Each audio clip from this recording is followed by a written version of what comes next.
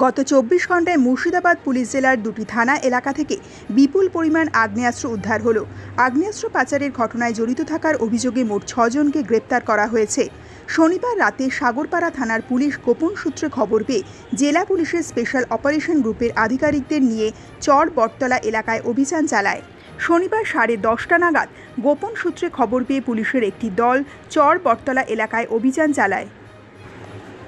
সেই সময় দুটি সন্দেহজনক মোটরসাইকেলে ৪ জন ব্যক্তিকে যেতে দেখে পুলিশ তাদেরকে জিজ্ঞাসাবাদ করার জন্য আটক করে।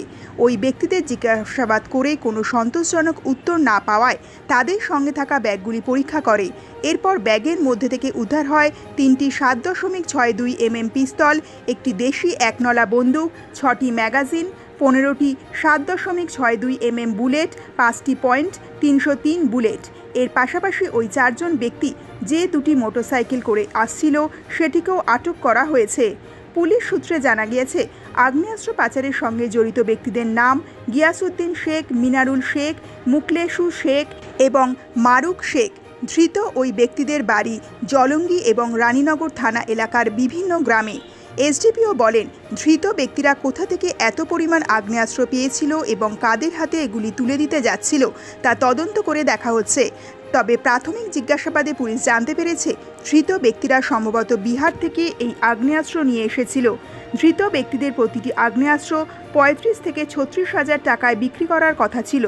অন্যদিকে অপর একটি ঘটনায় রবিবার সকাল 10:30 নাগাদ গোপন সূত্রে খবর পেয়ে বহরমপুর থানার পুলিশ এবং জেলা পুলিশের স্পেশাল অপারেশন গ্রুপ ফরাসডাঙ্গা এলাকায় অভিযান চালিয়ে 2 ব্যক্তিকে বিপুল পরিমাণ আগ্নেয়াস্ত্র সহ গ্রেপ্তার করল। পুলিশ সূত্রে জানা গিয়েছে, ধৃত 2 ব্যক্তির হেফাজত থেকে 5টি 7.65 mm পিস্তল, 25 রাউন্ড বুলেট এবং 10টি ম্যাগাজিন উদ্ধার করা হয়েছে।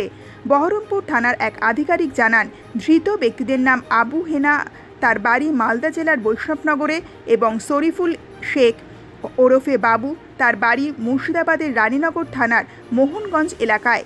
পুলিশ সূত্রের খবর, সম্প্রতি ধৃত ওই 2 ব্যক্তি বিহারের জামালপুর থেকে চোরাই পথে ওই আগ্নেয়াস্ত্র মুর্শিদাবাদে নিয়ে আসছিল। রবিবার সকালে তারা বাস থেকে নেমে একটি অটো ভাড়া করে রানীনগরের দিকে যাচ্ছিল। সেই সময় গোপন সূত্রে খবর পেয়ে পুলিশ ফরাসডাঙ্গার কাছে ওই 2 ব্যক্তিকে গ্রেপ্তার করে। আগ্নেয়াস্ত্র পাচারের এই চক্রের সঙ্গে আর কারা জড়িয়ে রয়েছে তা জানার জন্য পুলিশ তদন্ত শুরু করেছে। ধৃত 2 ব্যক্তি 10 দিনের পুলিশি হেফাজতের আবেদন করে আজই তাদের আদালতে পেশ করা হচ্ছে। মুর্শিদাবাদ পুলিশ জেলার শীর্ষ আধিকারিক জানিয়েছেন, বেআইনি আগ্নেয়াস্ত্র কারবারিদের বিরুদ্ধে তাদের অভিযান আগামী দিন আরও বাড়বে। পুলিশ সূত্রের খবর, 2025 সালের 25শে মে পর্যন্ত বিভিন্ন থানায় মোট 84টি আগ্নেয়াস্ত্র এবং 274 রাউন্ড গুলি উদ্ধার হয়েছে।